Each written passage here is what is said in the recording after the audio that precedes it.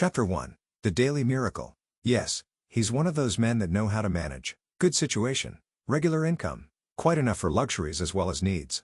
Not really extravagant. And yet the fellow's always in difficulties. Somehow he gets nothing out of his money. Excellent flat. Half empty. Always looks as if he'd had the brokers in. New suit. Old hat. Magnificent necktie. Baggy trousers. Asks you to dinner. Cut glass. Bad mutton. Or Turkish coffee. Cracked cup. He can't understand it. Explanation simply is that he fritters his income away. Wish I had the half of it. I'd show him. So we have most of us criticized, at one time or another, in our superior way. We are nearly all chancellors of the exchequer. It is the pride of the moment. Newspapers are full of articles explaining how to live on such and such a sum, and these articles provoke a correspondence whose violence proves the interest they excite. Recently, in a daily organ, a battle raged round the question whether a woman can exist nicely in the country on £85 a year. I have seen an essay, How to Live on 8 shillings a week, but I have never seen an essay, How to Live on 24 hours a day. Yet it has been said that time is money. That proverb understates the case. Time is a great deal more than money. If you have time you can obtain money, usually. But though you have the wealth of a cloakroom attendant at the Carlton Hotel, you cannot buy yourself a minute more time than I have, or the cat by the fire has. Philosophers have explained space. They have not explained time. It is the inexplicable raw material of everything. With it, all is possible. Without it, nothing. The supply of time is truly a daily miracle, an affair genuinely astonishing when one examines it.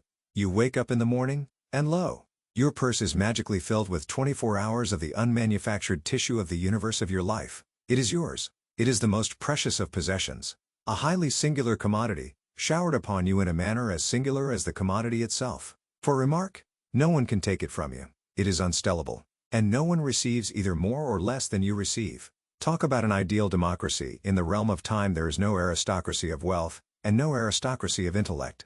Genius is never rewarded by even an extra hour a day. And there is no punishment. Waste your infinitely precious commodity as much as you will, and the supply will never be withheld from you. No mysterious power will say, this man is a fool, if not a knave. He does not deserve time, he shall be cut off at the meter. It is more certain than consols, and payment of income is not affected by Sundays. Moreover, you cannot draw on the future. Impossible to get into debt. You can only waste the passing moment. You cannot waste tomorrow. It is kept for you. You cannot waste the next hour. It is kept for you. I said the affair was a miracle. Is it not? You have to live on this 24 hours of daily time. Out of it you have to spin health, pleasure, money, content, respect, and the evolution of your immortal soul. Its right use, its most effective use, is a matter of the highest urgency and of the most thrilling actuality.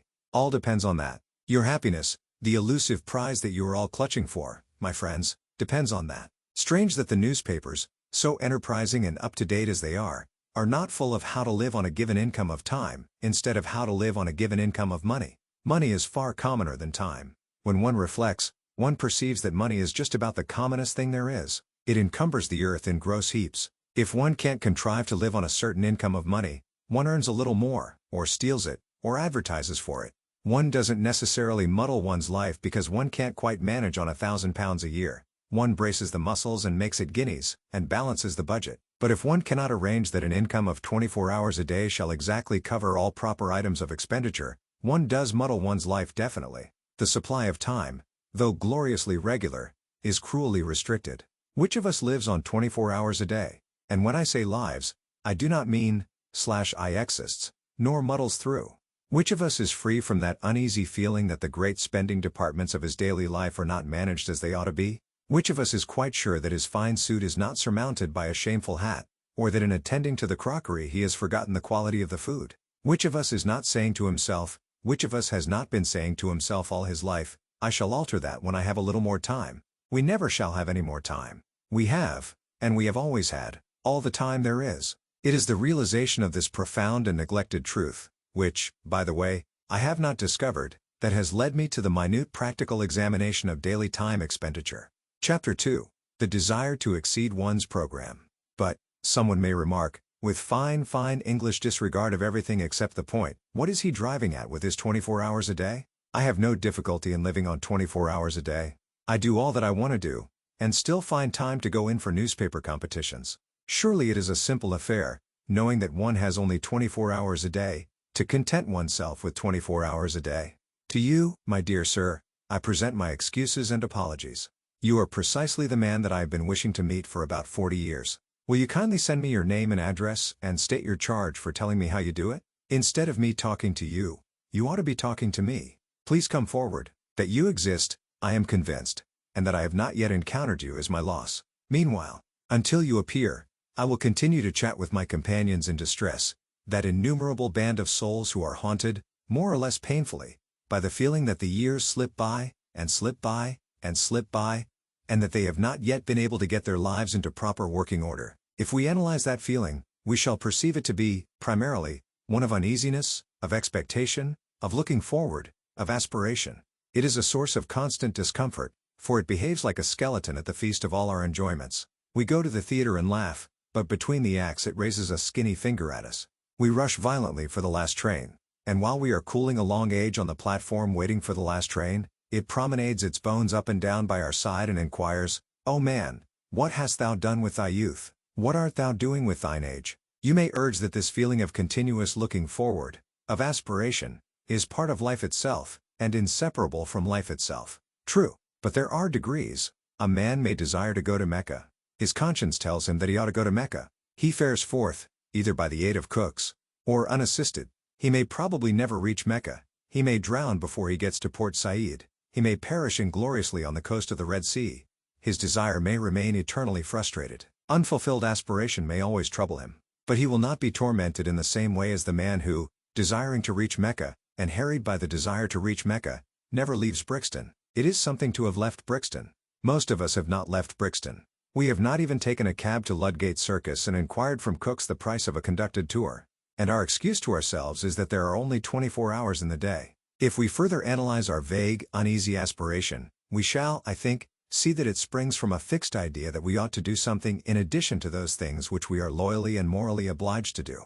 We are obliged, by various codes written and unwritten, to maintain ourselves and our families, if any, in health and comfort, to pay our debts, to save, to increase our prosperity by increasing our efficiency. A task sufficiently difficult, a task which very few of us achieve, a task often beyond our skill. Yet, if we succeed in it, as we sometimes do, we are not satisfied. The skeleton is still with us. And even when we realize that the task is beyond our skill, that our powers cannot cope with it, we feel that we should be less discontented if we gave to our powers, already overtaxed, something still further to do. And such is, indeed, the fact. The wish to accomplish something outside their formal program is common to all men who in the course of evolution have risen past a certain level. Until an effort is made to satisfy that wish, the sense of uneasy waiting for something to start which has not started will remain to disturb the peace of the soul. That wish has been called by many names. It is one form of the universal desire for knowledge. And it is so strong that men whose whole lives have been given to the systematic acquirement of knowledge have been driven by it to overstep the limits of their program in search of still more knowledge. Even Herbert Spencer, in my opinion the greatest mind that ever lived, was often forced by it into agreeable little backwaters of inquiry. I imagine that in the majority of people who are conscious of the wish to live, that is to say, people who have intellectual curiosity, the aspiration to exceed formal programs takes a literary shape. They would like to embark on a course of reading. Decidedly the British people are becoming more and more literary. But I would point out that literature by no means comprises the whole field of knowledge, and that the disturbing thirst to improve one's self, to increase one's knowledge, may well be slaked quite apart from literature. With the various ways of slaking I shall deal later. Here I merely point out to those who have no natural sympathy with literature that literature is not the only well. Chapter 3. Precautions before beginning. Now that I have succeeded, if succeeded I have, in persuading you to admit to yourself that you are constantly haunted by a suppressed dissatisfaction with your own arrangement of your daily life, and that the primal cause of that inconvenient dissatisfaction is the feeling that you are every day leaving undone something which you would like to do, and which, indeed, you are always hoping to do when you have more time. And now that I have drawn your attention to the glaring, dazzling truth that you never will have more time, since you already have all the time there is, you expect me to let you into some wonderful secret by which you may at any rate approach the ideal of a perfect arrangement of the day, and by which, therefore, that haunting, unpleasant, daily disappointment of things left undone will be got rid of. I have found no such wonderful secret, nor do I expect to find it, nor do I expect that anyone else will ever find it. It is undiscovered. When you first began to gather my drift, perhaps there was a resurrection of hope in your breast. Perhaps you said to yourself, "This man will show me an easy, unfatiguing way of doing what I have so long in vain wished to do." Alas, No. The fact is that there is no easy way, no royal road. The path to Mecca is extremely hard and stony, and the worst of it is that you never quite get there after all. The most important preliminary to the task of arranging one's life so that one may live fully and comfortably within one's daily budget of 24 hours, is the calm realization of the extreme difficulty of the task, of the sacrifices and the endless effort which it demands. I cannot too strongly insist on this. If you imagine that you will be able to achieve your ideal by ingeniously planning out a timetable with a pen on a piece of paper, you had better give up hope at once. If you are not prepared for discouragements and disillusions, if you will not be content with a small result for a big effort, then do not begin. Lie down again and resume the uneasy doze which you call your existence. It is very sad, is it not? Very depressing and somber? And yet I think it is rather fine too, this necessity for the tense bracing of the will before anything worth doing can be done. I rather like it myself. I feel it to be the chief thing that differentiates me from the cat by the fire. Well, you say, assume that I am braced for the battle. Assume that I have carefully weighed and comprehended your ponderous remarks. How do I begin? Dear sir, you simply begin. There is no magic method of beginning. If a man standing on the edge of a swimming bath and wanting to jump into the cold water should ask you, how do I begin to jump? You would merely reply, just jump. Take hold of your nerves, and jump. As I have previously said, the chief beauty about the constant supply of time is that you cannot waste it in advance. The next year, the next day, the next hour are lying ready for you, as perfect, as unspoilt, as if you had never wasted or misapplied a single moment in all your career. Which fact is very gratifying and reassuring. You can turn over a new leaf every hour if you choose, therefore no object is served in waiting till next week, or even until tomorrow. You may fancy that the water will be warmer next week. It won't, it will be colder. But before you begin, let me murmur a few words of warning in your private ear. Let me principally warn you against your own ardor. Ardor in well-doing is a misleading and a treacherous thing. It cries out loudly for employment. You can't satisfy it at first. It wants more and more. It is eager to move mountains and divert the course of rivers. It isn't content till it perspires. And then, too often, when it feels the perspiration on its brow, it wearies all of a sudden and dies, without even putting itself to the trouble of saying, I've had enough of this. Beware of undertaking too much at the start. Be content with quite a little. Allow for accidents. Allow for human nature, especially your own. A failure or so, in itself, would not matter, if it did not incur a loss of self-esteem and of self-confidence. But just as nothing succeeds like success, so nothing fails like failure. Most people who are ruined by attempting too much. Therefore, in setting out on the immense enterprise of living fully and comfortably within the narrow limits of 24 jayawars a day, let us avoid at any cost the risk of an early failure. I will not agree that, in this business at any rate, a glorious failure is better than a petty success. I am all for the petty success. A glorious failure leads to nothing. A petty success may lead to a success that is not petty. So let us begin to examine the budget of the day's time. You say your day is already full to overflowing. How? You actually spend in earning your livelihood. How much? 7 hours, on the average? And in actual sleep? 7? I will add 2 hours, and be generous, and I will defy you to account to me on the spur of the moment for the other 8 hours. Chapter 4. The cause of the trouble. In order to come to grips at once with the question of time expenditure in all its actuality, I must choose an individual case for examination. I can only deal with one case, and that case cannot be the average case, because there is no such case as the average case, just as there is no such man as the average man. Every man and every man's case is special. But if I take the case of a Londoner who works in an office, whose office hours are from 10 to 6, and who spends 50 minutes morning and night in traveling between his house door and his office door, I shall have got as near to the average as facts permit. There are men who have to work longer for a living, but there are others who do not have to work so long. Fortunately, the financial side of existence does not interest us here. For our present purpose, the clerk at £1 a week is exactly as well off as the millionaire in Carlton House Terrace. Now the great and profound mistake which my typical man makes in regard to his day is a mistake of general attitude. A mistake which vitiates and weakens 2/3 of his energies and interests. In the majority of instances he does not precisely feel a passion for his business. At best he does not dislike it. He begins his business functions with reluctance, as late as he can, and he ends them with joy, as early as he can. And his engines while he is engaged in his business are seldom at their full HP. I know that I shall be accused by angry readers of traducing the city worker, but I am pretty thoroughly acquainted with the city. And I stick to what I say. Yet in spite of all this he persists in looking upon those hours from 10 to 6 as the day, to which the 10 hours preceding them and the 6 hours following them are nothing but a prologue and an epilogue.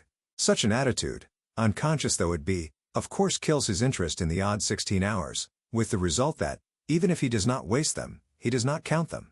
He regards them simply as margin. This general attitude is utterly illogical and unhealthy, since it formally gives the central prominence to a patch of time and a bunch of activities which the man's one idea is to get through and have done with. If a man makes 2/3 of his existence subservient to 1/3, for which admittedly he has no absolutely feverish zest, how can he hope to live fully and completely? He cannot. If my typical man wishes to live fully and completely, he must, in his mind, arrange a day within a day. And this inner day, a Chinese box in a larger Chinese box, must begin at 6 p.m. and end at 10 a.m.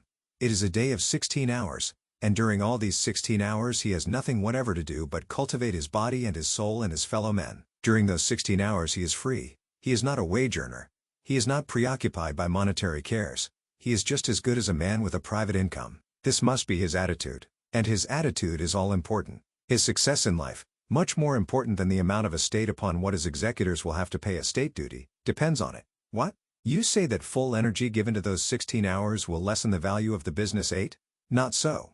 On the contrary, it will assuredly increase the value of the business 8. One of the chief things which my typical man has to learn is that the mental faculties are capable of a continuous hard activity. They do not tire like an arm or a leg. All they want is change, not rest, except in sleep. I shall now examine the typical man's current method of employing the 16 hours that are entirely his, beginning with his uprising. I will merely indicate things which he does and which I think he ought not to do, postponing my suggestions for planting the times which I shall have cleared, as a settler clears spaces in a forest. In justice to him I must say that he wastes very little time before he leaves the house in the morning at 9:10. In too many houses he gets up at 9, breakfasts between 9:7 and 9:9, and then bolts. But immediately he bangs the front door his mental faculties, which are tireless, become idle. He walks to the station in a condition of mental coma. Arrived there, he usually has to wait for the train.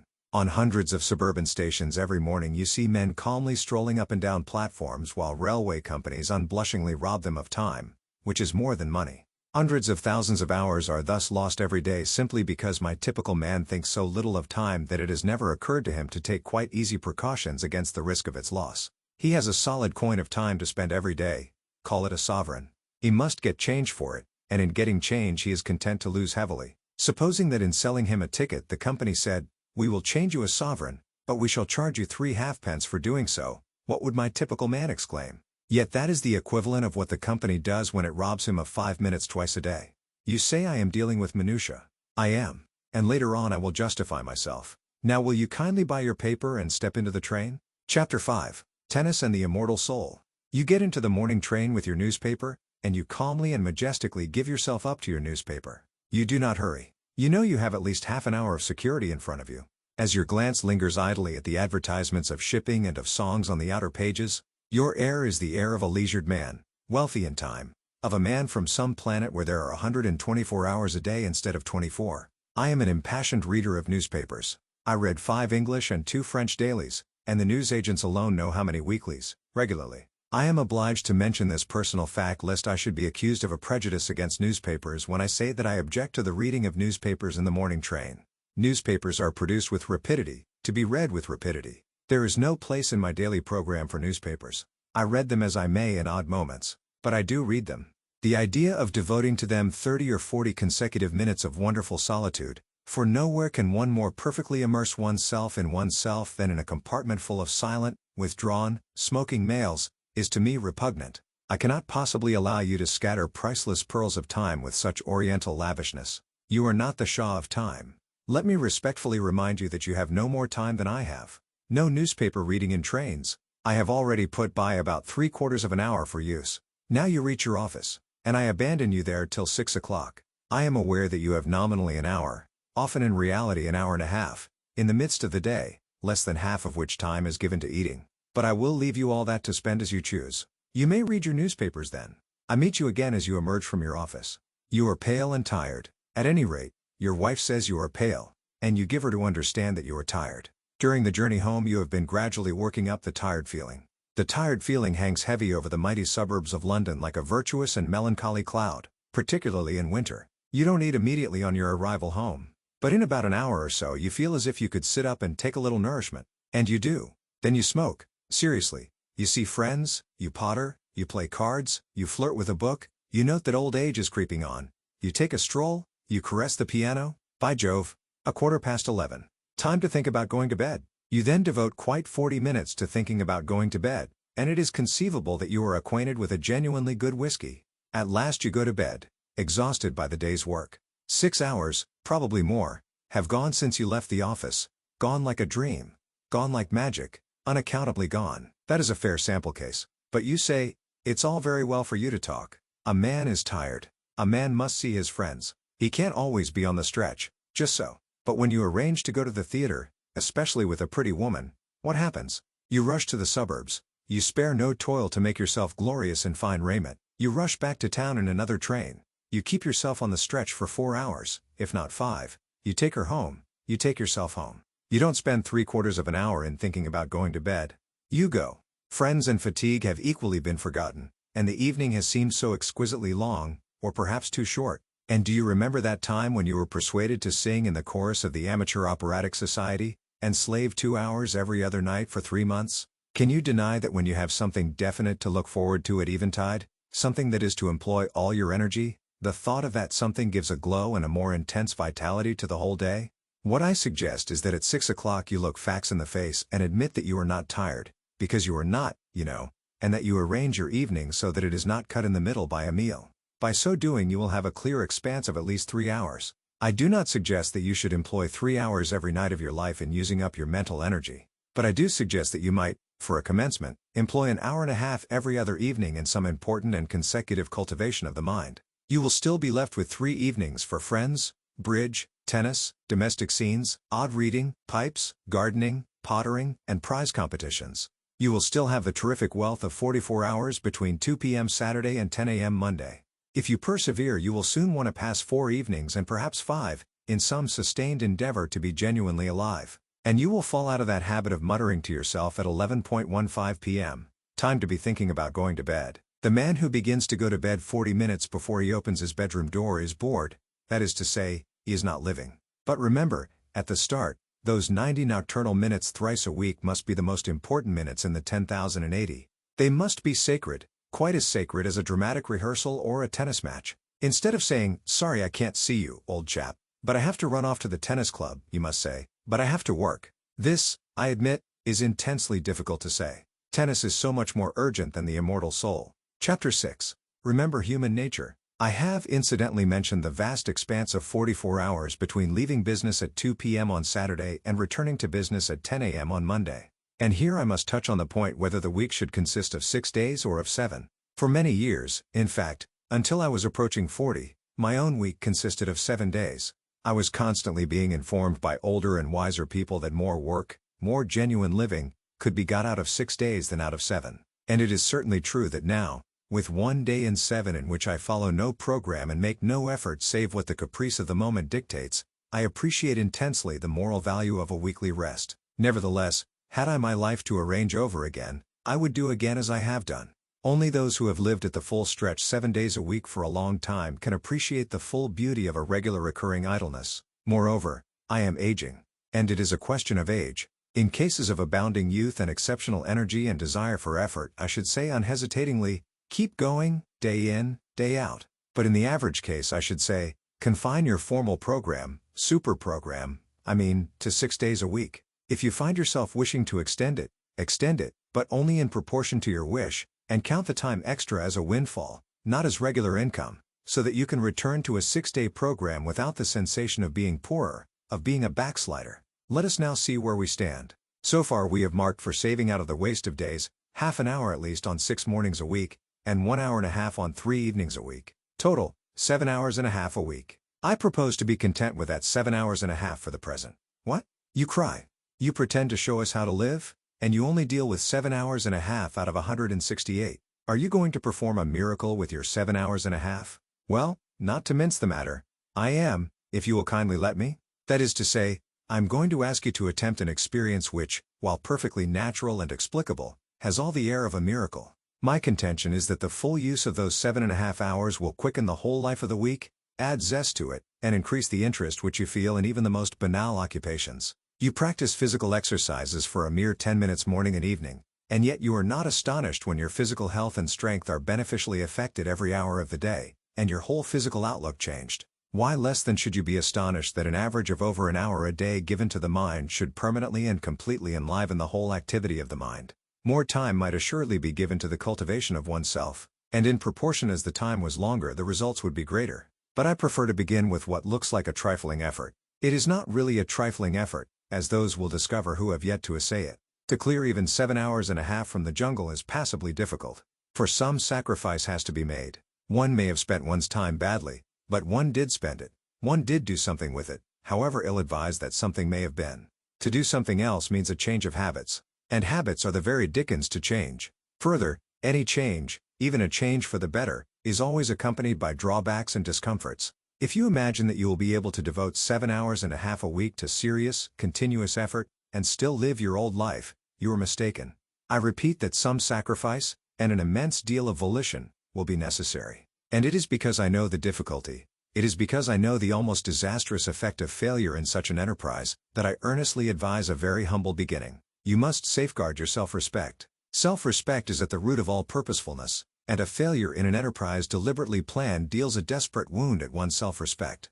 Hence I iterate and reiterate, start quietly, unostentatiously. When you have conscientiously given 7 hours and a half a week to the cultivation of your vitality for 3 months, then you may begin to sing louder and tell yourself what wondrous things you are capable of doing. Before coming to the method of using the indicated hours, I have one final suggestion to make. That is, as regards the evenings, to allow much more than an hour and a half in which to do the work of an hour and a half. Remember the chance of accidents. Remember human nature. And give yourself, say, from 9 to 11.30 for your task of 90 minutes. Chapter 7. Controlling the Mind. People say, one can't help one's thoughts. But one can. The control of the thinking machine is perfectly possible. And since nothing whatever happens to us outside our own brain, since nothing hurts us or gives us pleasure except within the brain, the supreme importance of being able to control what goes on in that mysterious brain is patent.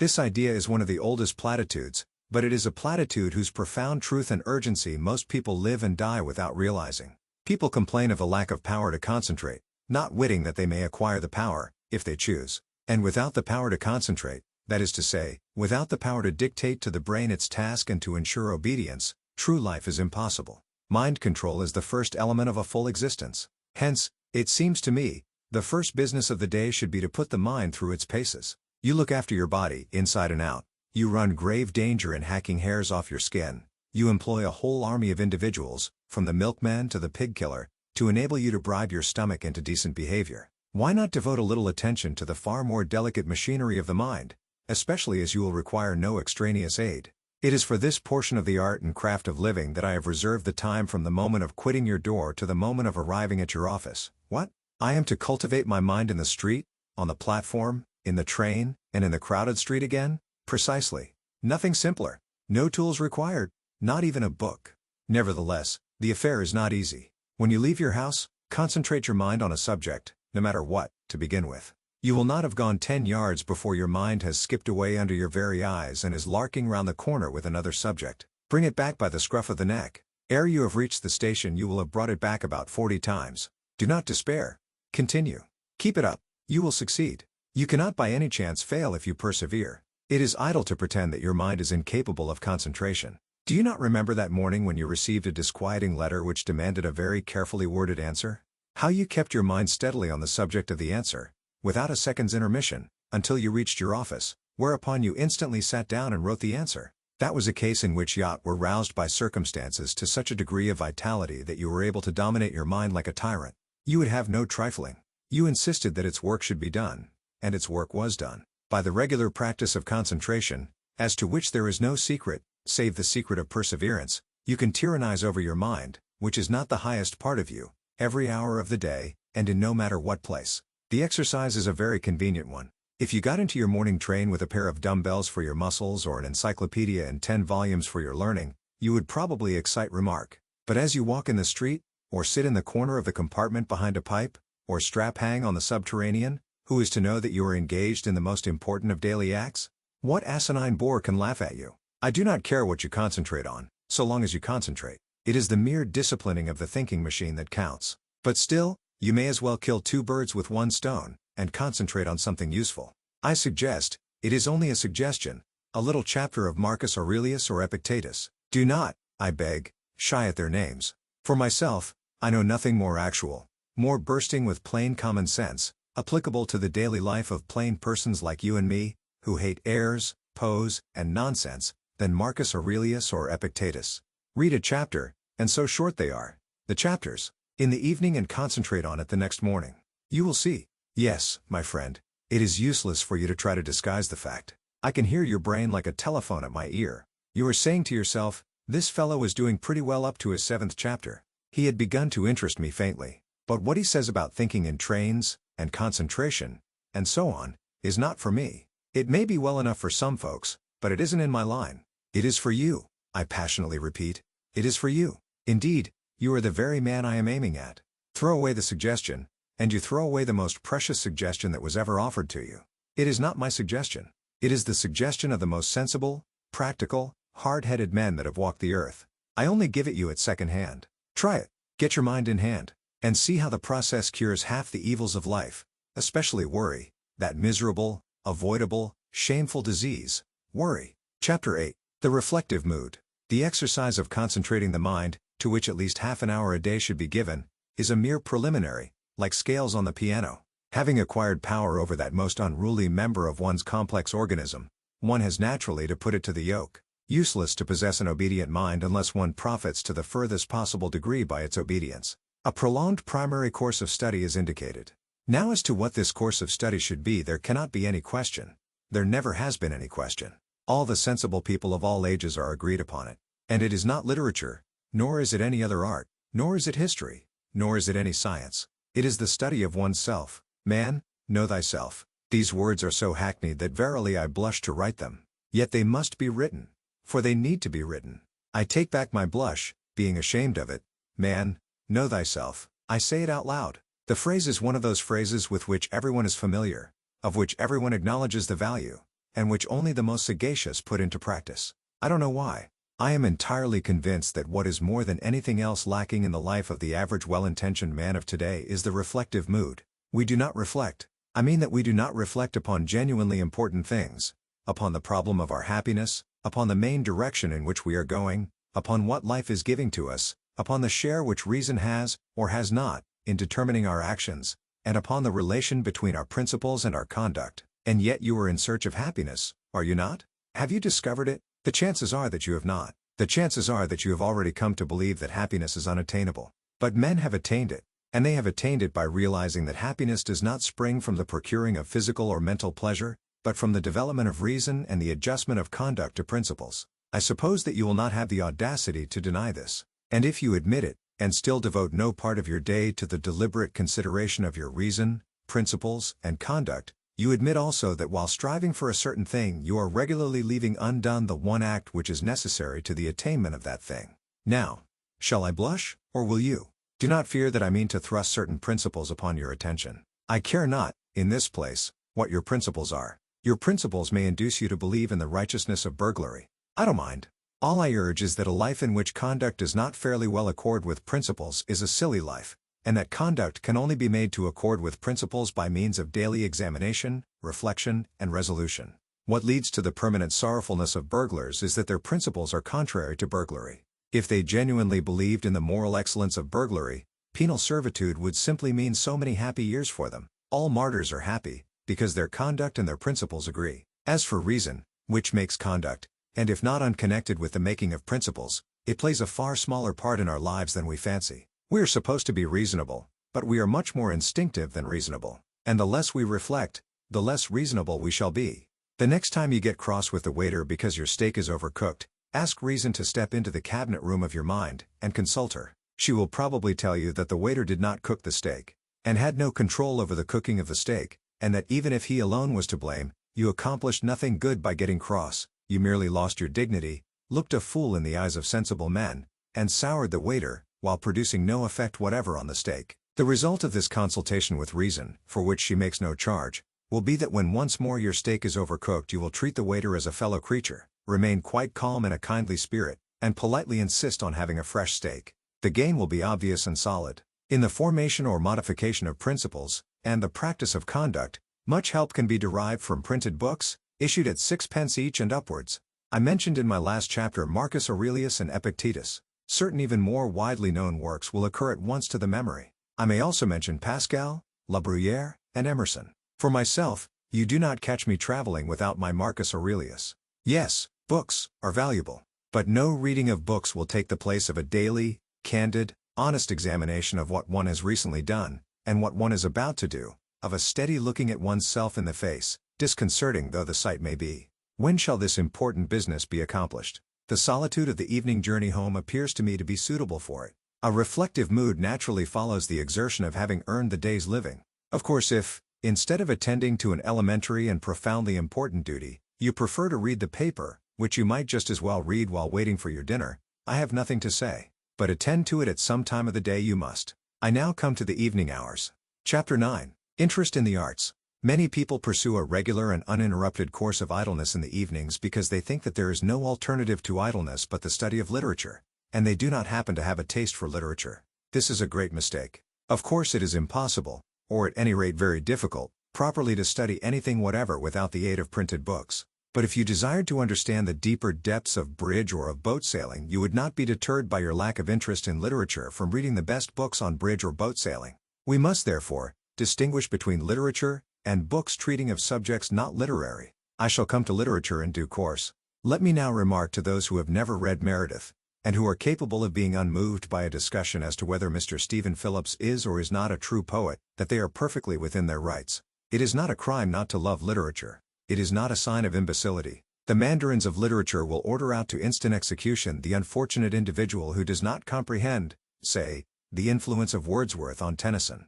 But that is only their impudence. Where would they be, I wonder, if requested to explain the influences that went to make Tchaikovsky's pathetic symphony? There are enormous fields of knowledge quite outside literature which will yield magnificent results to cultivators. For example, since I have just mentioned the most popular piece of high-class music in England today, I am reminded that the Promenade concerts begin in August. You go to them.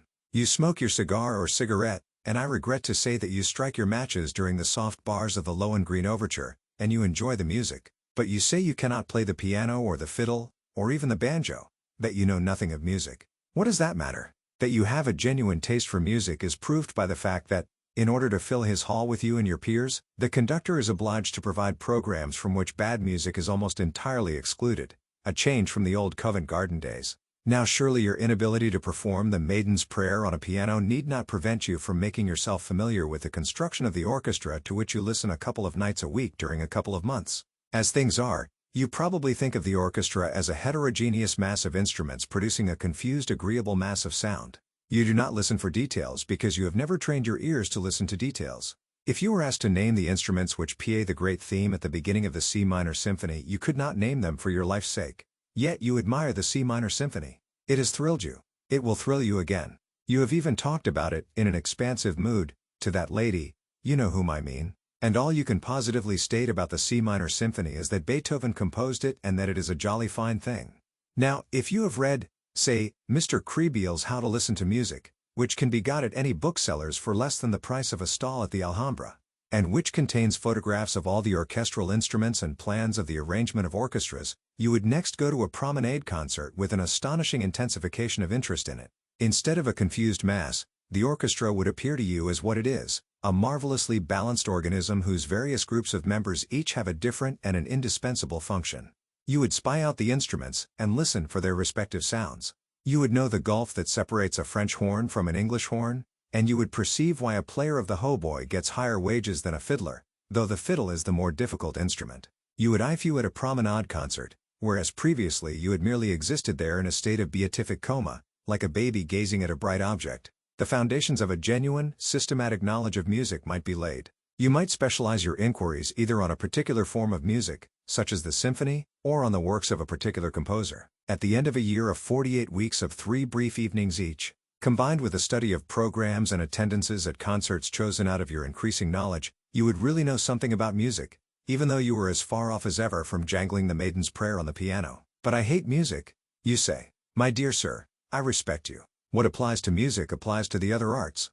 I might mention Mr. Claremont Witt's How to Look at Pictures, or Mr. Russell Sturgis's How to Judge Architecture, as beginnings, merely beginnings, of systematic vitalizing knowledge in other arts, the materials for whose study abound in London. I hate all the arts, you say. My dear sir, I respect you more and more. I will deal with your case next, before coming to literature. Chapter 10. Nothing in life is humdrum. Art is a great thing, but it is not the greatest. The most important of all perceptions is the continual perception of cause and effect, in other words, the perception of the continuous development of the universe, in still other words, the perception of the course of evolution. When one has thoroughly got imbued into one's head the leading truth that nothing happens without a cause, one grows not only large-minded, but large-hearted. It is hard to have one's watch stolen. But one reflects that the thief of the watch became a thief from causes of heredity and environment which are as interesting as they are scientifically comprehensible, and one buys another watch, if not with joy, at any rate with a philosophy that makes bitterness impossible. One loses, in the study of cause and effect, that absurd air which so many people have of being always shocked and pained by the curiousness of life. Such people live amid human nature as if human nature were a foreign country full of awful foreign customs. But, having reached maturity, one ought surely to be ashamed of being a stranger in a strange land. The study of cause and effect, while it lessens the painfulness of life, adds to life's picturesqueness. The man to whom evolution is but a name looks at the sea as a grandiose, monotonous spectacle, which he can witness in August for 3 shillings third-class return. The man who is imbued with the idea of development, of continuous cause and effect, perceives in the sea an element which in the day before yesterday of geology was vapor, which yesterday was boiling, and which tomorrow will inevitably be ice. He perceives that a liquid is merely something on its way to be solid, and he is penetrated by a sense of the tremendous, changeful picturesqueness of life. Nothing will afford a more durable satisfaction than the constantly cultivated appreciation of this. It is the end of all science. Cause and effect are to be found everywhere. Rents went up in Shepherd's Bush. It was painful and shocking that rents should go up in Shepherd's Bush. But to a certain point we are all scientific students of cause and effect, and there was not a clerk lunching at a Lyons restaurant who did not scientifically put 2 and 2 together and see in the once 2-penny tube the cause of an excessive demand for wigwams in Shepherd's Bush, and in the excessive demand for wigwams the cause of the increase in the price of wigwams. Simple. You say, disdainfully. Everything, the whole complex movement of the universe, is as simple as that, when you can sufficiently put 2 and 2 together. And, my dear sir, perhaps you happen to be an estate agent's clerk, and you hate the arts, and you want to foster your immortal soul, and you can't be interested in your business because it's so humdrum. Nothing is humdrum. The tremendous, changeful picturesqueness of life is marvelously shown in an estate agent's office. What? There was a block of traffic in Oxford Street. To avoid the block, people actually began to travel under the cellars and drains, and the result was a rise of rents in Shepherd's Bush. And you say that isn't picturesque? Suppose you were to study, in this spirit, the property question in London for an hour and a half every other evening. Would it not give zest to your business, and transform your whole life? You would arrive at more difficult problems. And you would be able to tell us why, as the natural result of cause and effect, the longest straight street in London is about 1.5 yards in length, while the longest absolutely straight street in Paris extends for miles. I think you will admit that in an estate agent's clerk I have not chosen an example that specially favors my theories. You are a bank clerk, and you have not read that breathless romance, disguised as a scientific study, Walter Bagehot's Lombard Street? Ah, my dear sir, if you had begun with that, and followed it up for 90 minutes every other evening, how enthralling your business would be to you, and how much more clearly you would understand human nature. You are penned in town, but you love excursions to the country and the observation of wildlife, certainly a heart-enlarging diversion. Why don't you walk out of your house door, in your slippers, to the nearest gas lamp of a night with a butterfly net, and observe the wildlife of common and rare moths that is beating about it, and coordinate the knowledge thus obtained and build a superstructure on it, and at last get to know something about something? You need not be devoted to the arts, nor to literature, in order to live fully. The whole field of daily habit and scene is waiting to satisfy that curiosity which means life, and the satisfaction of which means an understanding heart. I promise to deal with your case, O man who hates art and literature, and I have dealt with it. I now come to the case of the person, happily very common, who does like reading. Chapter 11. Serious reading. Novels are excluded from serious reading. So that the man who, bent on self-improvement, has been deciding to devote 90 minutes 3 times a week to a complete study of the works of Charles Dickens will be well advised to alter his plans. The reason is not that novels are not serious. Some of the greatest literature of the world is in the form of prose fiction. The reason is that bad novels ought not to be read, and that good novels never demand any appreciable mental application on the part of the reader. It is only the bad parts of Meredith's novels that are difficult. A good novel rushes you forward like a skiff down a stream. And you arrive at the end, perhaps breathless, but unexhausted. The best novels involve the least strain. Now in the cultivation of the mind, one of the most important factors is precisely the feeling of strain, of difficulty, of a task which one part of you is anxious to achieve and another part of you is anxious to shirk, and that feeling cannot be got in facing a novel. You do not set your teeth in order to read Anna Karenina. Therefore, though you should read novels, you should not read them in those 90 minutes. Imaginative poetry produces a far greater mental strain than novels. It produces probably the severest strain of any form of literature. It is the highest form of literature. It yields the highest form of pleasure, and teaches the highest form of wisdom. In a word, there is nothing to compare with it. I say this with sad consciousness of the fact that the majority of people do not read poetry. I am persuaded that many excellent persons, if they were confronted with the alternatives of reading Paradise Lost and going round Trafalgar Square at noonday on their knees in sackcloth, would choose the ordeal of public ridicule. Still, I will never cease advising my friends and enemies to read poetry before anything. If poetry is what is called a sealed book to you, begin by reading Hazlitt's famous essay on the nature of poetry in general. It is the best thing of its kind in English, and no one who has read it can possibly be under the misapprehension that poetry is a medieval torture, or a mad elephant, or a gun that will go off by itself and kill at 40 paces. Indeed, it is difficult to imagine the mental state of the man who, after reading Hazlitt's essay, is not urgently desirous of reading some poetry before his next meal. If the essay so inspires you, I would suggest that you make a commencement with purely narrative poetry. There is an infinitely finer English novel, written by a woman, than anything by George Eliot or the Brontes, or even Jane Austen, which perhaps you have not read. Its title is Aurora Leigh, and its author E.B. Browning. It happens to be written in verse, and to contain a considerable amount of genuinely fine poetry. Decide to read that book through, even if you die for it. Forget that it is fine poetry. Read it simply for the story and the social ideas. And when you have done, ask yourself honestly whether you still dislike poetry. I have known more than one person to whom Aurora Leigh has been the means of proving that in assuming they hated poetry they were entirely mistaken. Of course, if, after Hazlitt, and such an experiment made in the light of Hazlitt, you are finally assured that there is something in you which is antagonistic to poetry, you must be content with history or philosophy. I shall regret it, yet not inconsolably. The Decline and Fall is not to be named in the same day with Paradise Lost, but it is a vastly pretty thing, and Herbert Spencer's First Principles simply laughs at the claims of poetry, and refuses to be accepted as aught but the most majestic product of any human mind. I do not suggest that either of these works is suitable for a tyro in mental strains, but I see no reason why any man of average intelligence should not, after a year of continuous reading, be fit to assault the supreme masterpieces of history or philosophy. The great convenience of masterpieces is that they are so astonishingly lucid. I suggest no particular work as a start. The attempt would be futile in the space at my command. But I have two general suggestions of a certain importance. The first is to define the direction and scope of your efforts. Choose a limited period, or a limited subject, or a single author. Say to yourself, I will know something about the French Revolution, or the rise of railways, or the works of John Keats. And during a given period, to be settled beforehand, confine yourself to your choice. There is much pleasure to be derived from being a specialist. The second suggestion is to think as well as to read. I know people who read, and for all the good it does them they might just as well cut bread and butter. They take to reading as better men take to drink. They fly through the shires of literature on a motor car, their sole object being motion. They will tell you how many books they have read in a year. Unless you give at least 45 minutes to careful, fatiguing reflection, it is an awful bore at first. Upon what you are reading, your 90 minutes of a night are chiefly wasted. This means that your pace will be slow. Never mind. Forget the goal. Think only of the surrounding country, and after a period, perhaps when you least expect it, you will suddenly find yourself in a lovely town on a hill. Chapter 12. Dangers to avoid. I cannot terminate these hints. Often, I fear, too didactic and abrupt, upon the full use of one's time to the great end of living, as distinguished from vegetating without briefly referring to certain dangers which lie in wait for the sincere aspirant towards life. The first is the terrible danger of becoming that most odious and least supportable of persons, a prig. Now a prig is a pert fellow who gives himself airs of superior wisdom.